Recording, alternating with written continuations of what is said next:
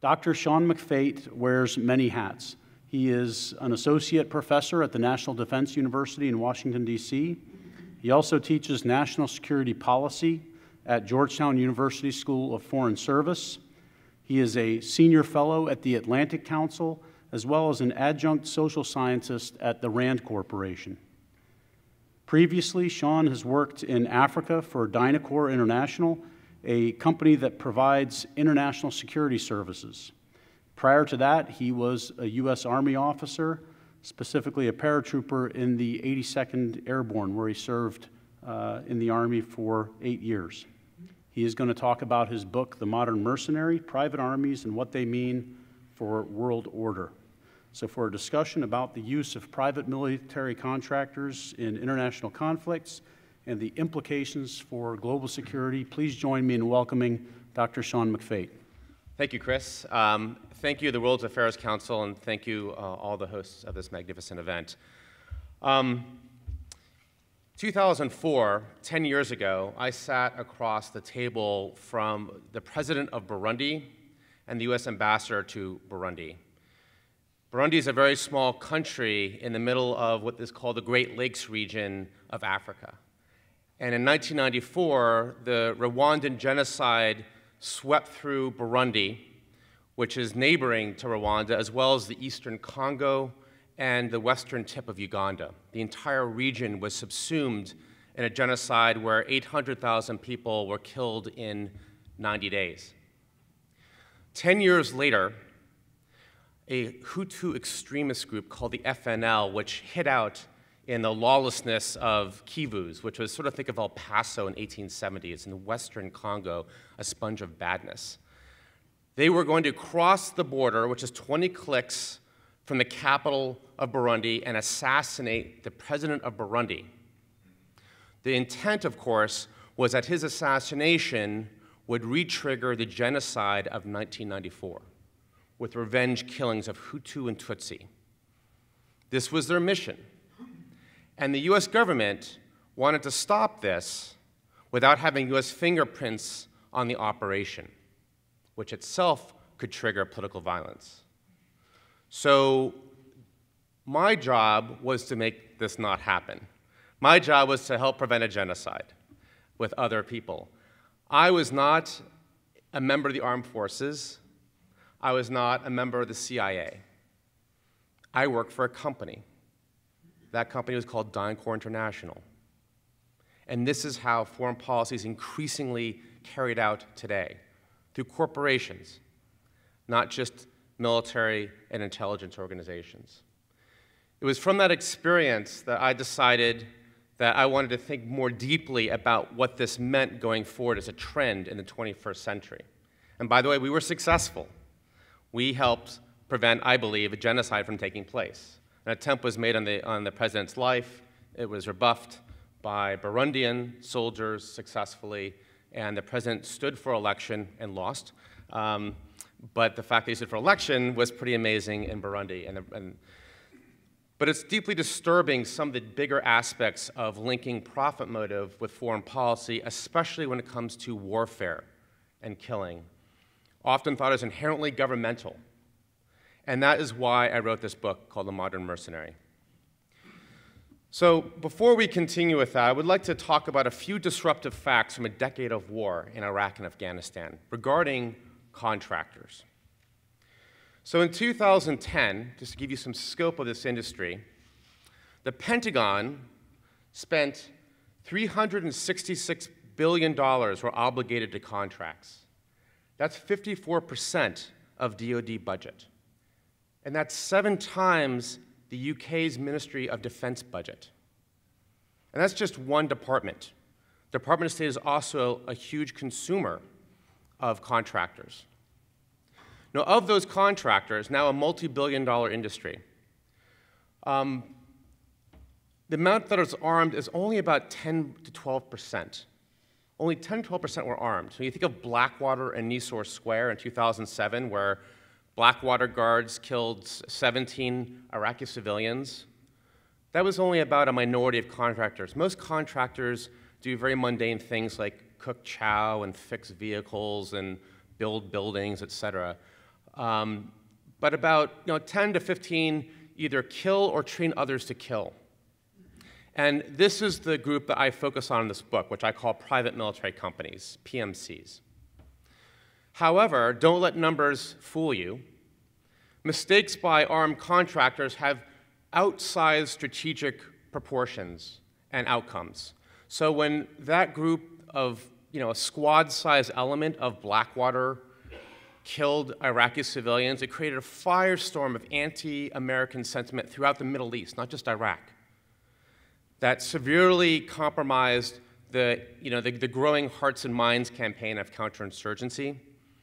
It was so bad that the Secretary of State, Condoleezza Rice, had to apologize publicly to Iraq and had to answer tough questions in front of Congress and having several, an FBI investigation, several investigations. Those contractors were just found guilty in November, several years later, and we'll see what happens if that continues. The case is on appeal. So private military companies, although a minority, have a huge proportional impact. Another aspect is that contractors do more dying than troops now.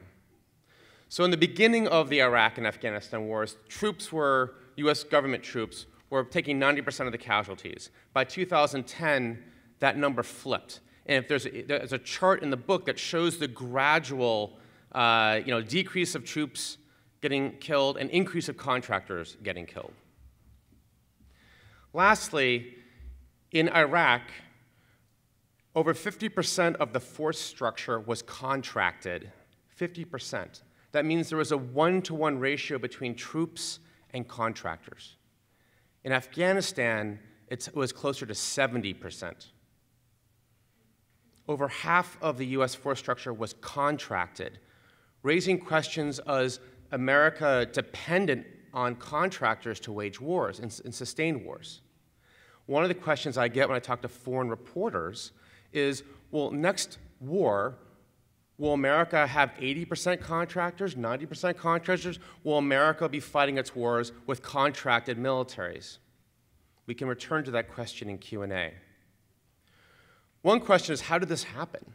How did half of the force structure become contracted? Well, it happened very simply. When policymakers took the decision to go to war in Iraq or Afghanistan, they did not envision, for whatever reason, that this would be 2 long wars. And they quickly realized that the all-volunteer force could not sustain and recruit enough volunteers to fill all of the billets. So they had some pretty terrible policy decisions in front of them. The first was withdraw, which would have been politically unviable, premature leaving Iraq and Afghanistan. The second was to assume that allies would fill all gaps, which is an unreasonable assumption.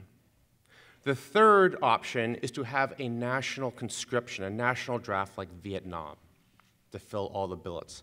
That would have been political suicide. The fourth option was simply to contract out the difference, which is what they did.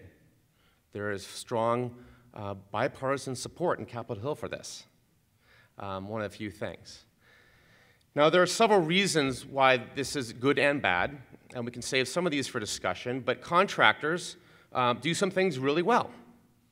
And then there's some other issues about linking profit motive with killing that are very disturbing ethically and otherwise. We can save that for Q&A. What I really want to discuss tonight is the future. What does the future look like, especially because in the United States of America, we tend to be very, we look about our own interests, but there's a movement afoot internationally that I want to bring attention to in this book and discuss tonight. So there are 4 trends. First of all, the first trend is resiliency. Multi-billion-dollar industries do not evaporate overnight.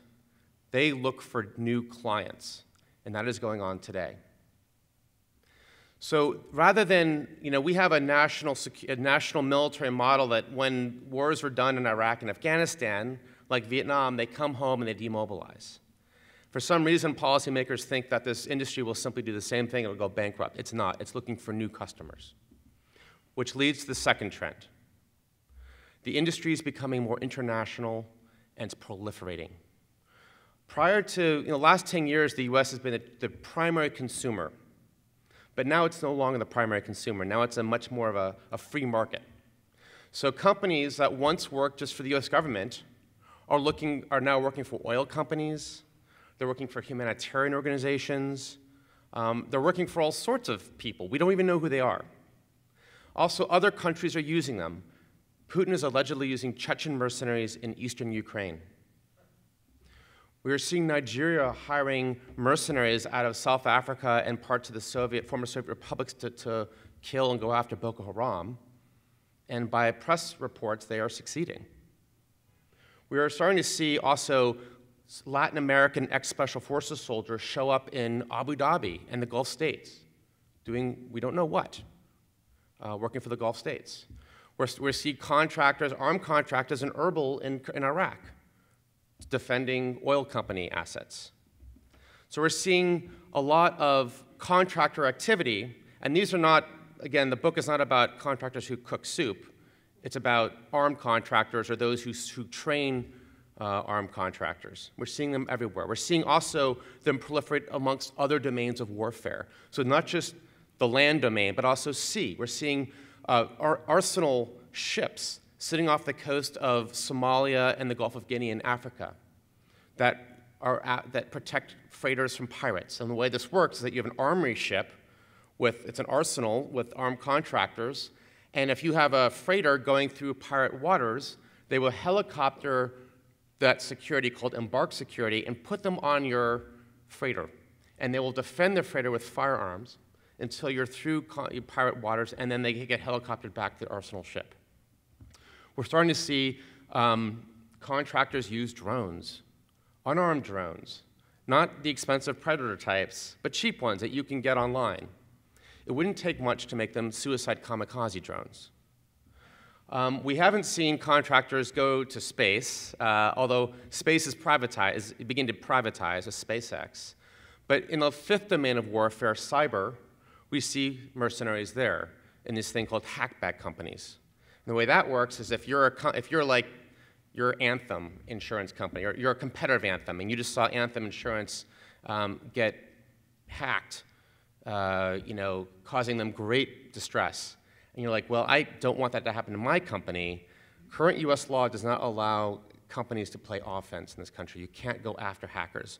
So some companies have thought about hiring offshore hackers to hack the hackers that attack them.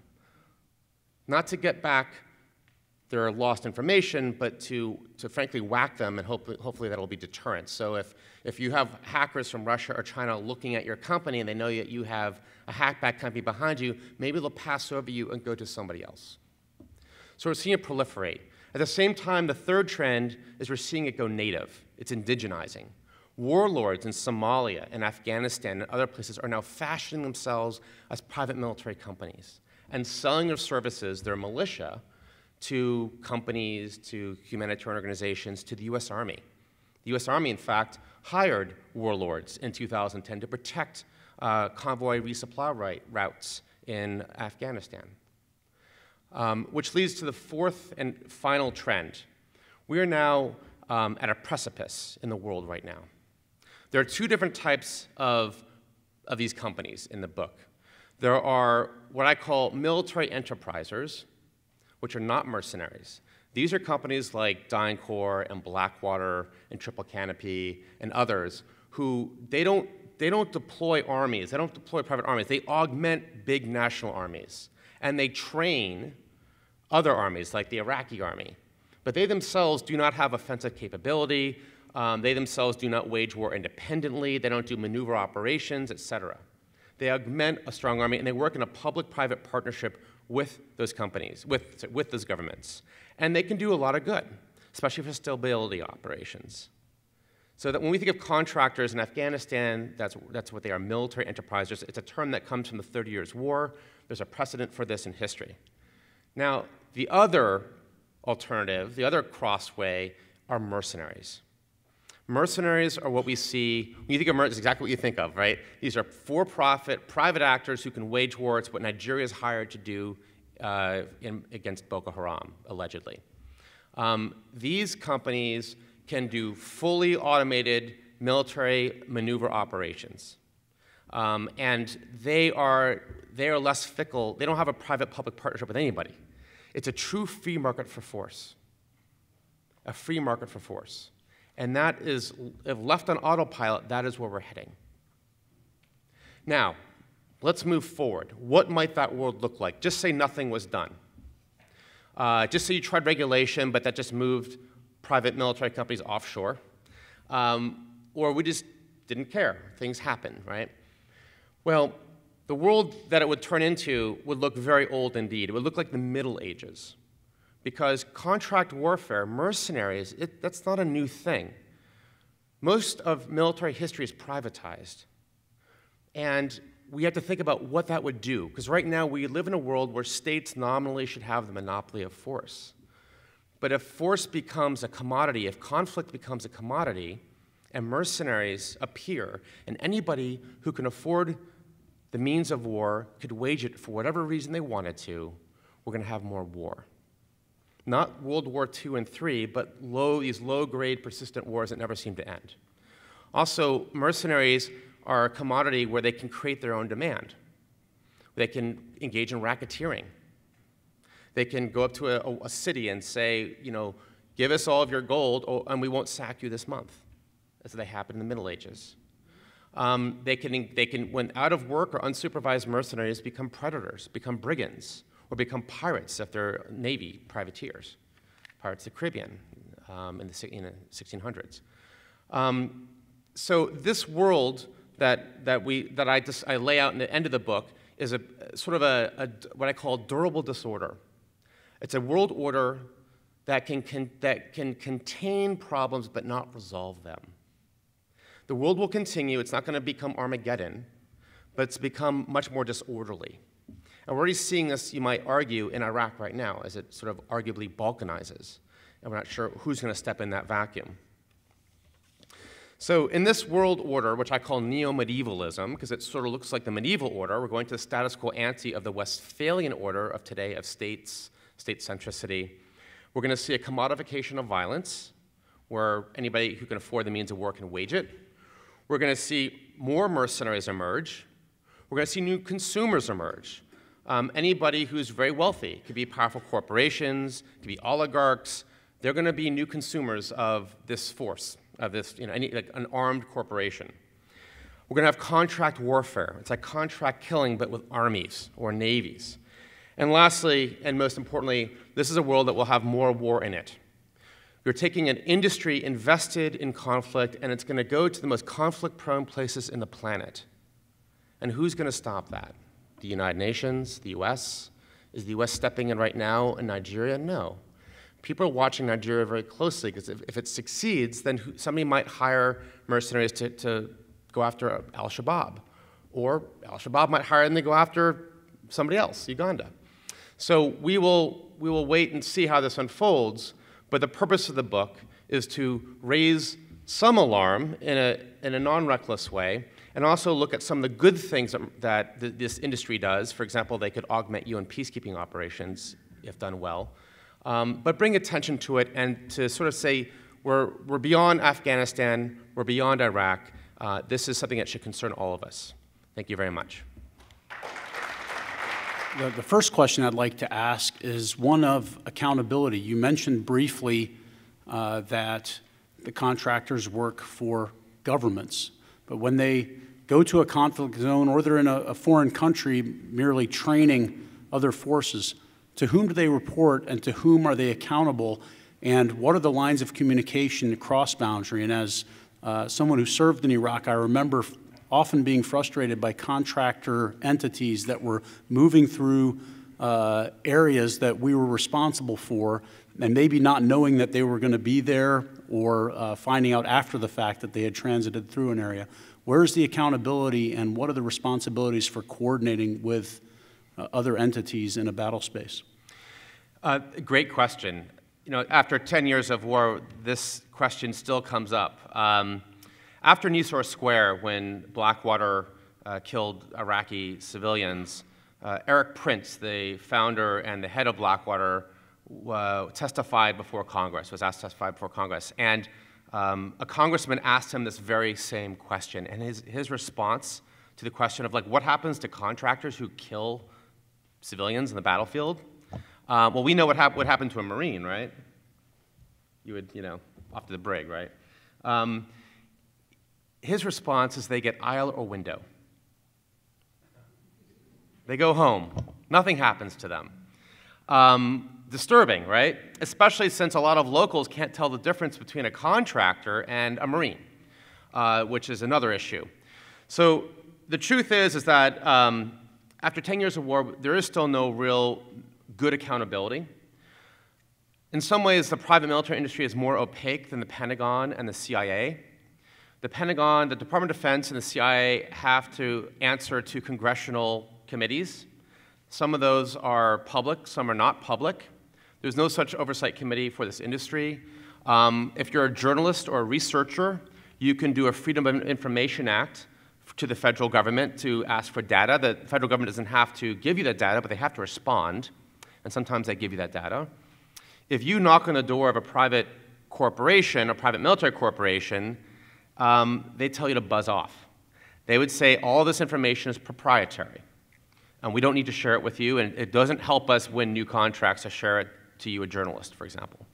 That's partly why, as a former industry insider, I wanted to share this, and this deeply influenced the book. I was no longer beholden to the industry and had some insights about how the industry really functions. There are some attempts to have regulation in the world today, but the problem is about regulation is, one, if you regulate too hard, they're going to just move offshore. Two, just say that, like, who are the people in Nigeria, Ukraine? We don't know. And if you send the world police after them, quote unquote, the world police might get shot by them. So it's really hard to enforce regulation. And if we're going to wait for a Geneva Protocol, we might be waiting a very long time. So I propose a way of regulating the industry is actually using market forces to do it, incentivize good behavior, disincentivize bad behavior. I lay out some ideas in the book on how to do that. In 2008, Congress established the Commission on Wartime Contracting to examine contract spending, especially from the U.S. government, Department of Defense, Department of State, and others. The result that you quoted in your book from that commission was that at least $31 billion and possibly as much as $60 billion were lost due to contract waste, fraud, and abuse. Can you comment on that piece? I think that's really important as we look at fiscal constraints to DOD especially. Yes. There's been several special investigators. The special investigator for Iraq reconstruction in both, there's one in Iraq and one in Afghanistan, found multiple questions of fraud, waste, and abuse. Now, this doesn't mean just the private military industry, which is only like a very small portion, like 10 to 15%. This is all contractors. And one of the things that the U.S. government, in my opinion, was unable to do is that, nobody in 2003 envisioned this literally an explosion of contractors in war zones. The U.S. bureaucracy to oversee these contractors could not grow at a commensurate rate. And so a lot of that is due to fraud, waste, and abuse, and some of it is due we need more oversight.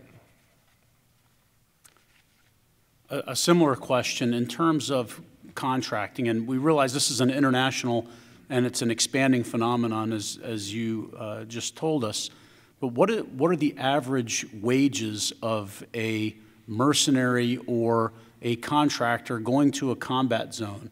And are we depleting our military forces by having a more financially attractive alternative for members of our military, maybe to join one of these privatized military companies? So looking back in my privatized military, my private warrior days, my salary was better than being an 03 in the U.S. Army, a captain in the U.S. Army, but not by much. I mean, look also what I was giving up. I was giving up retirement, pension, job security. One of the questions that we could even get into is, like, what happens to wounded contractors when they come home? There's no VA for them. In the U.S., they get absorbed into the system, right? And there's other problems, PTSD, et cetera. So the pay and benefits, despite some media reporting, is not that great. I mean, in the beginning of the wars, if you were like SEAL Team 6 or something, yes, it was People pay a lot for you. And that created a lot initially in the beginning of those wars. It created what they call a gun drain. Soldiers, Marines, airmen, et cetera, they were leaving elite units to work for Blackwater, Triple Canopy, creating a gun drain. Now, that certain bubble ended around 2005, more or less. You know, basically all the warriors who wanted to do that had done that. But then we started seeing gun drains from around the world. Like the Colombian Special Forces would, you know, they'd hang up say, I'm out of the Army, I'm going to go to Iraq and I'm going to work for this company. So the gun drain is actually international. Do you think that for-profit private military contractors encourage or prolong conflict? You mentioned that it's international, so conceivably you could have a Western nation funding one side of a conflict and maybe a Russian or a Chinese entity funding another side of a contract of a conflict, and both of these private companies would see it in their best interest to prolong that conflict, whereas we all look at warfare as something that you want to start and end as quickly as possible. With private armies involved, quite the opposite seems like it could be true. That's right. So one of the more disturbing aspects of this industry that is shared today as it was 1,000 years ago in the Middle Ages is that linking profit motive with warfare encourages war. It encourages companies to expand and elongate conflicts. It encourages them in some cases to start conflicts. Now, we have not seen that recently, but historically we have a lot of precedent in the Middle Ages for that. And this is one of the chief concerns. Absolutely. I think we'll see more war left unattended. One of the questions from the audience talks about how did this private contracting start in America? And you really looked far back in history, but as I look at the United States, the British in the American Revolution had Hessian troops on U.S. soil, a form of a private contractor at that time. And you also mentioned the Flying Tigers, that in World War II we had American pilots that were on a separate payroll that flew out of Burma against the Japanese in China. There are some really intriguing examples of this, both on a negative side and a positive side. Can you comment on the history of this going back in our national history? Sure. So we've seen a lot of private force. But, you know, if you look at like the last 1,000 years, you know, 1,000 years ago, using mercenaries, that's actually how war was fought. Everybody who could afford mercenaries would fight them. Because it's cheaper, right? It's like renting a car versus owning one. It's cheaper to rent than to own. And everybody did this. The popes did this. The Vatican did this. The papacy did this. Rich families did this. And over time, after around the 30 Years' War, 1640s, 1650s, leaders of nations thought mercenaries are too destructive. So they started to gradually monopolize the market for force, literally. And they had national armies, and they outlawed mercenaries, could threaten their existence. But they traded amongst each other. They said, okay, King George, you can rent a regiment. We have rental regiments in Hesse. Take one or two. Maybe we'll cut you a deal. And that's sort of how King George III surged to put down an insurgency in the United States of America at that point, colonies. The US also, as well as the UK, the SAS, did basically they had soldiers, not officially soldiers, but working for U.S. interests, like the Flying Tigers. They're not really exactly free market actors. But this started to reemerge after the Cold War. When you look in the 1970s and 80s, Maggie Thatcher, Ronald Reagan began this move that we'll start outsourcing government. It'll be cheaper this way. Government's more clever, they're more innovative, it'll make more efficiencies. At that time, nobody envisioned outsourcing firepower. But gradually, that's what happened.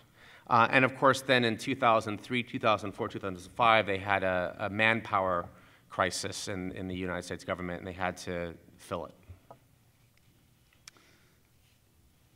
As a young captain, I remember commanding a headquarters company in which I had cooks, I had a lot of administration Marines, I had a lot of mechanics, and we had a lot of capabilities inherent in the military when I was a junior officer. 10 years later as a field grade officer, many of those functions, those support functions, became privatized. And I always wondered, in seeking efficiency, did we really lose a capability that will be really hard to get back? All those different positions became contracted. So was it an effect that we gave up these capabilities out of our active force that made us need contractors? Or is our military just not adapting enough to the battlefield and being flexible enough to a new type of warfare that there is such a reliance on these private military companies? Well, in 2000, 2001, Rumsfeld went on record by saying, why are we training Marines at Parris Island to become cooks? What a waste. Let's contract that out. And and let's warfighters be warfighters. And let's have a more like a hybrid, military, if you will. That did, of course, not envision what eventually became we see today. But one area that does concern me, I think we could, make Marines and soldiers into cooks if we needed to. But one area is stability operations, like counterinsurgency, et cetera. We now know that, winning wars on battlefields like Waterloo and Midway doesn't occur that often. Regular war, as we think about it, hasn't really occurred since World War II, maybe the Korean War.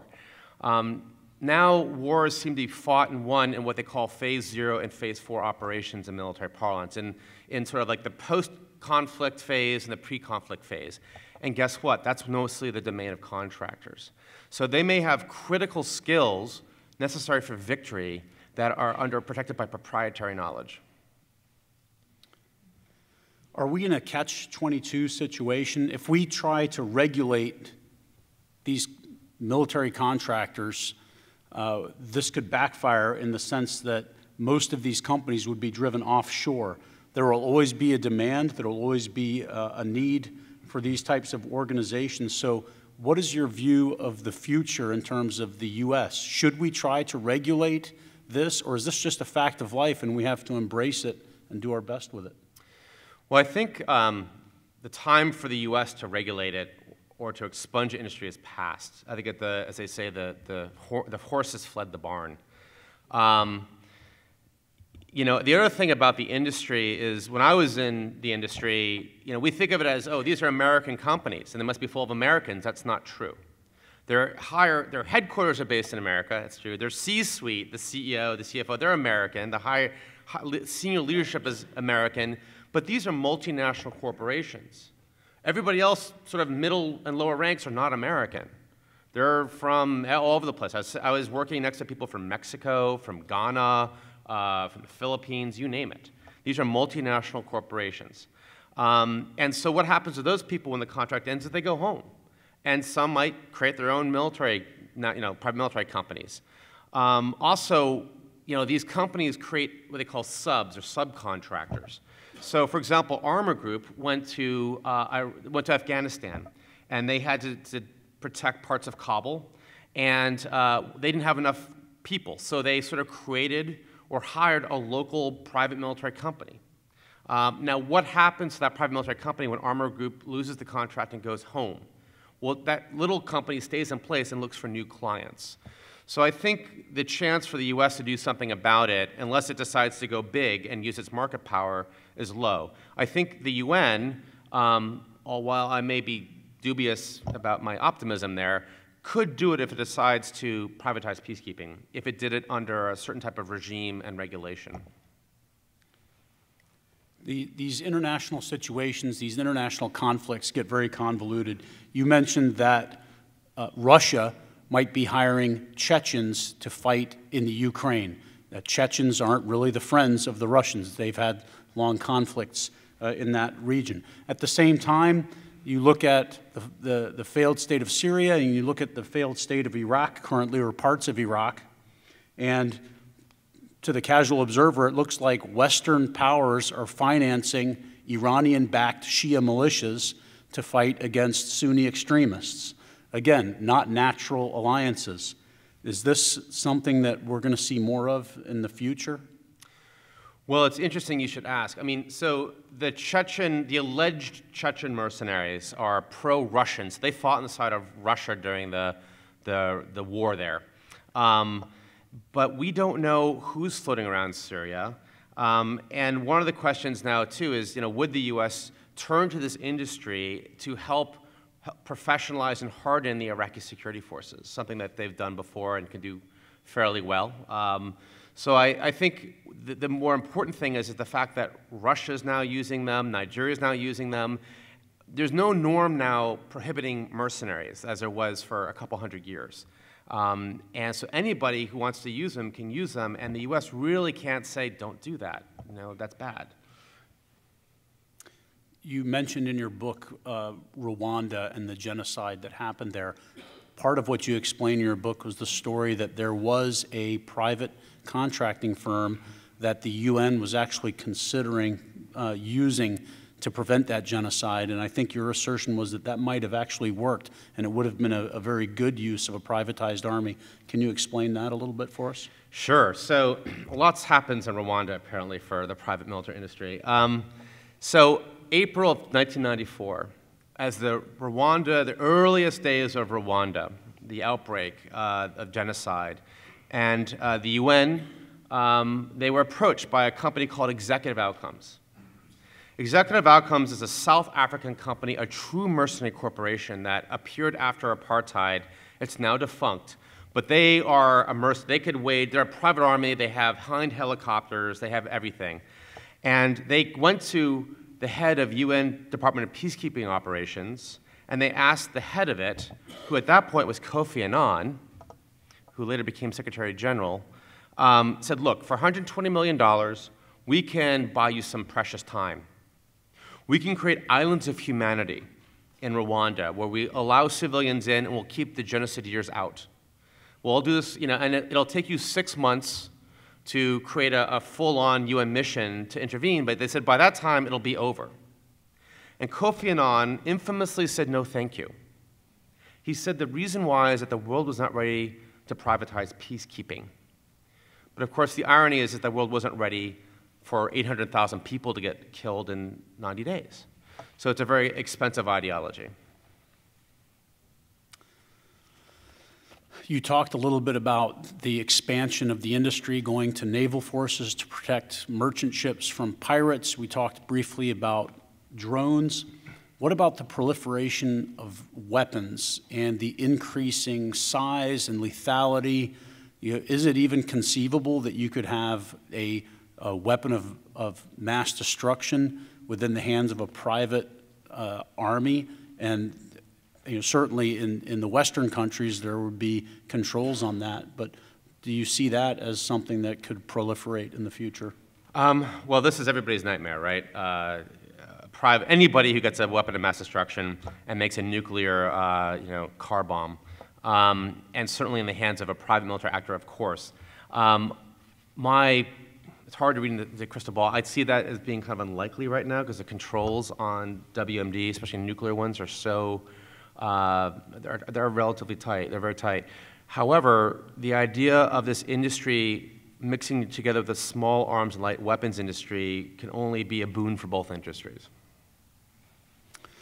One of the questions from the audience addresses the concept of nation building. And most of the places that we try to do nation building are dangerous places, they're conflict-ridden places. What about the roles of the private military companies in not just providing security for, but also the means with which to rebuild countries' economies and infrastructure during and post-conflict? So this is, I think, the true revenue stream of the private military industry right now. Let's leave aside mercenaries like Nigeria, but look at the companies that work for the U.S. In Iraq and Afghanistan. They can generally do this more cheaply and arguably better than the U.S. Army, for example. And I think this is an area that they could provide some contribution if there was appropriate sort of oversight, right?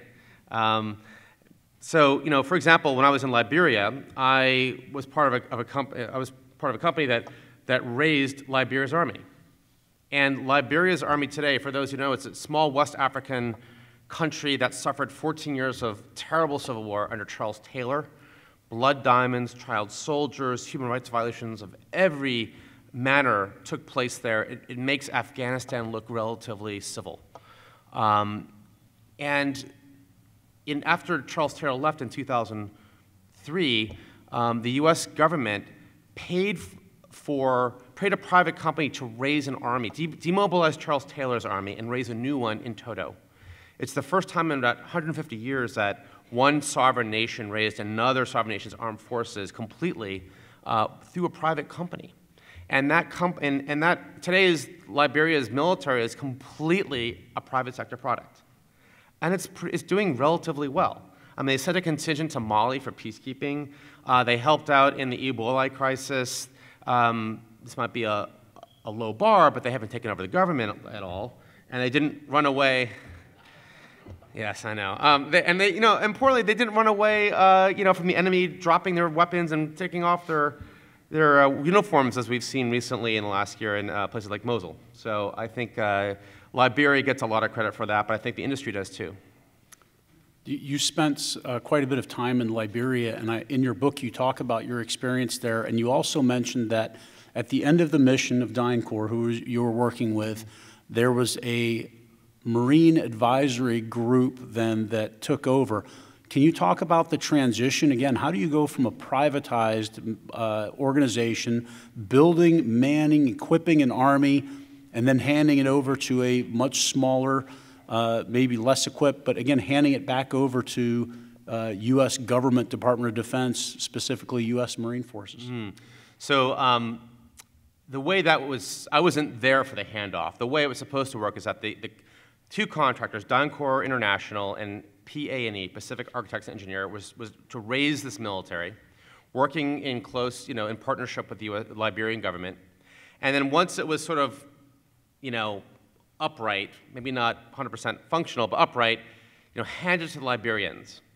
And then, and at that point, Marines came, like a small detachment, just to do some training, like mentoring and advising on a temporary basis. And I think, that was important because, if you're a national army, nothing seals your peerdom as working side by side with U.S. Marines, U.S. Army, et cetera. So that was a key, and of course the training they conveyed. But it was sort of an apples and oranges thing, though. The contractors left and said, here's the Army, good luck with it. One of the questions talks about using contracts might be a way for a government to hide the cost of going to war. You discussed this a little bit also. Yes. Yes. How is that done, and how can that be sustained in an open society like ours that has a free press and pretty robust auditing skills? Well, as was said, during in the 70s, the Pentagon Papers, et cetera, that secrets of democracy do not mix very well. One of the reasons why, in my opinion, the industry has not been heavily regulated by the U.S. government is because it provides a great deal of utility to policymakers. So it creates actually moral hazard in policymaking. It's like drones. You can have bloodless wars through contractors and drones. You don't have to have a national draft. So if you have an unpopular war that you want to sustain, one way to do it is to have contractors and drones for example, do a lot of the fighting for you. Because the American public doesn't seem to care that much about dead contractors, where they really do care about dead Marines, or captured Marines versus captured contractors. And so this is a way to hide the political costs of going to war.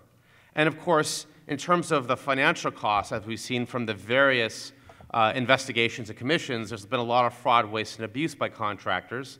To be fair, some of it, they're operating in difficult places. It's not like building a building here in San Francisco. You're, under fire. All these things could happen. But there's been a lot of at least questionable things that's happened.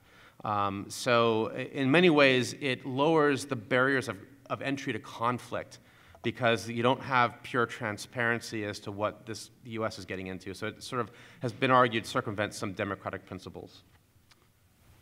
In chapters 2 and 3 of your book, you really lay out some nice charts and graphs. And you mentioned this also in your talk, that half of U.S. personnel in Iraq and in Afghanistan are civilian contractors. What functional areas are they in? And you break this down in a pie chart in terms of they fill all kinds of different roles, from logistics support to intelligence to interpreter translators. Can we wage war effectively ever again in the future without half of our force being civilian contractors? Well, the fact that 50% of the force structure was contracted suggests the answer is no, right? I mean, if it was 10% or 7%, we could probably get away with it. But 50%, and the fact is also is that the military has stopped training a lot of these functions. They focus on like combat arms, which is the most appropriate area to focus on. But it's not like World War II where everybody was committed. So one of the, if you will, red flags in the book is to suggest that the U.S. is now dependent on the private sector to wage sustained wars. The U.S. is reliant on contractors then, that is your opinion, to wage war. Some, and again, I think this is a quote from your book, that some will await the day when the United Nations hires qualified PMCs as peacekeepers. And what you wrote was a rational choice, given that peacekeeping needs rise each year while national troops available for such missions dwindle. Can you expand on that? Sure. There's one big caveat to that, which is accountability, et cetera. But right now, the UN, if UN, every year there's more UN peacekeeping missions, and there's not enough blue helmets to sustain them. Blue helmets are peacekeepers. One way to augment them is to use military enterprisers, not mercenaries, the ones that work in a public-private partnership, who are pre-vetted, who meet certain criterion for training, for equipping, for standards, for rules of conduct, for human rights understanding, et cetera. And to be privileged to be up for a UN peacekeeping mission means you have to go through this onerous oversight, including spot checks, as we would say in the military. And then one of the things that, there's at least two things that the industry could offer a couple things. First of all, it offers specialized skills. If you need a special type of intelligence done, or it could do it. And whereas relying on the Nigerian military may not fulfill that need. The second thing is it augments thinning peacekeeping operations, like Sudan. And the third, is that it offers a surge capacity. There's no sort of quick reaction force in the UN, despite Rwanda and the attempts post-Rwanda to do this. They could do this. The question is there political will in the UN to do this? And it's a hot debate. And the second is, even if the UN wanted to do this, could its bureaucracy manage it? And that's another question entirely. Sean, at what level in the government is the decision made that we're going to use conventional U.S. forces or special forces or an instrument of national power, or we're going to contract something out? And is there a monetary threshold that if something costs more than $5 million or $10 million, it's at a secretary or an undersecretary level? And at what level do those decisions go all the way to the top of our government to the White House? That's a great question, and I think it depends on the White House. But I don't see the decision to not, to use contractors versus special forces is not a monetary one, but a political one. I don't think our Pentagon worries about how much an alpha team would cost versus contractors. That would be less than a rounding error in the DoD budget. What does concern me is, I don't think that the U.S. government will ever really outsource combat operations, unless it was very desperate. It would be like a fixed bayonets moment for the country. I think other countries are doing that right now. Nigeria is an example. So even though the U.S. might not do it, I think other countries will begin to do that much more frequently. What is the fastest growing area for private military contractors? I think conventional forces, as you mentioned, a Colombian soldier who decides to join an organization where he uses his infantry skills or special forces skills is one entity. The one that intrigued me is the one that I would think naturally is the fastest expanding, and that's this hackback cyber entity of private military contractor. When you have the skills to be able to attack the hacker or counterattack a hacker, I think that's probably one of the most powerful tools that you mentioned in your book. Yeah. So right now, of course, U.S. law prohibits, companies here, I'm talking about like Walmart, can only play defense in cyber warfare. They can't play offense. And that becomes a problem, especially as we've seen recently. So cyber, having like cyber mercenaries, these are not like, these are not private military companies operating in Iraq. These are cyber companies who act like mercenaries, could be a growing industry indeed. Because if it acts as a deterrent, I think a company is willing to invest the money, millions. If it saves them $1 billion, they'd invest a few million to do so. In your book, you talked about neo-medievalism, and you also mentioned it earlier. What were to you the most important examples out of European history that made you make that connection with now? So I call neo-medievalism because the world order that we're going back to is the status quo ante of the one we have right now, which is a world where, right now the Westphalian model is state-centric. In the medieval model, it was a big mess. It was like a bar brawl. Anybody who had power could be a great power. And back then, using mercenaries, was no different. They were called contractors. They're called condottieri, contractor. They formed companies, like like modern companies that were multinational, multi-ethnic. Hiring them was no different than hiring a contractor to dig your moat or to fix your castle wall. It's what was done. And contract warfare is an interesting type of warfare that responds to the logic of the marketplace. So for example, if you're Florence and you want to take over Pisa, another city-state, you would go and first thing you do is you'd hire all the mercenaries around Pisa so that Pisa was defenseless, because nobody has a standing army, it's too expensive. But then Pisa then pays off half of your mercenary companies to not show up during the battle, right?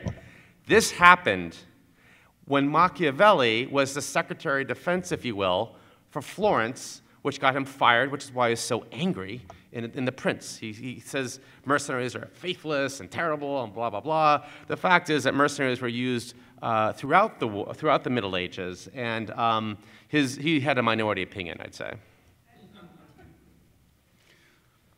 Not to draw any comparisons between Machiavelli and any other politicians, what is your opinion on the current state in the Middle East, and again, the two failed states that are in the news right now with Syria and with Iraq? Is there a viable, privatized, mercenary solution to this? It sounds like it would be appealing to a government that does not want to commit ground forces to the current conflict. Well, first, I'm not an expert in the Middle East or what's going on right now regarding ISIS and Syria. I will say this, is that the balkanization, the destruction of Syria and Iraq and the regions around it point to durable disorder, as I've written about a year ago, before all this broke out.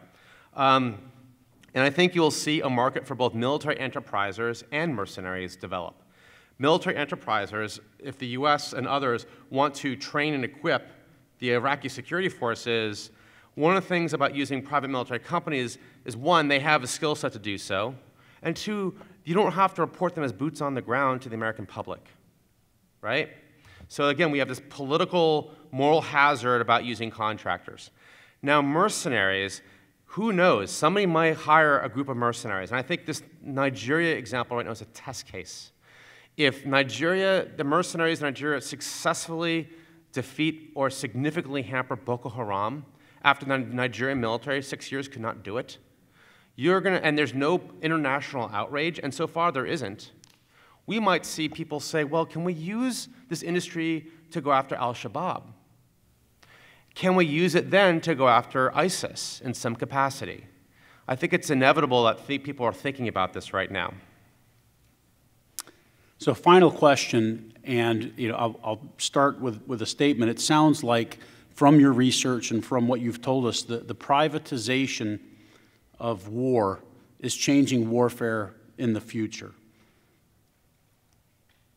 How do we as a nation or as Western nations factor this in our strategic plans in terms of our military involvement for the future? That is a great question. So when you privatize war, it changes warfare. And it does it, we have a new type of warfare on the planet that we haven't seen in several hundred years. And right now, all of our militaries, for example, the United States military is structured to fight other near-peer nation states. And it doesn't like to fight asymmetrical warfare. It wants to fight the Soviet Union, wants to fight China if that's a threat. That's what it's structured to do, as is the State Department, as is the entire national security establishment. However, we're seeing around the globe a proliferation of armed non-state actors. Some are ideologically driven, like ISIS, and some are monetarily driven, like mercenaries, as well as drug cartels. I would recommend strongly that we think about how we re-engage the world in the 21st century, which I say will look more like the 12th century than the 20th. Sean, I really enjoyed this discussion. Thank you so much for coming. Thank you. And Sean will remain on hand for a few minutes to sign books off to my right. Again, on behalf of the World Affairs Council and the Marines Memorial Association, we thank you for attending tonight. Thank you. Thank you, Chris. It was really great. It's fun. Really good. Yeah.